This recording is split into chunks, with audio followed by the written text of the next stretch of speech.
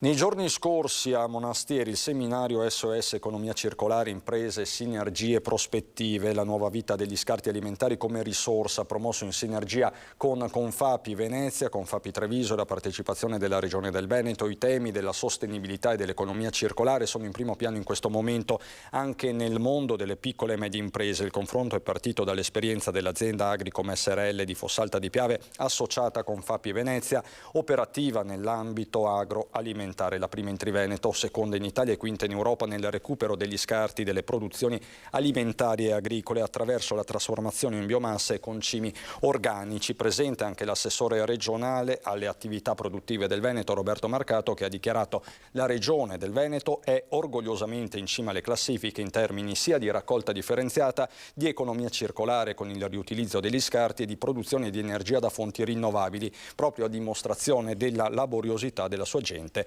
e delle sue piccole medie imprese.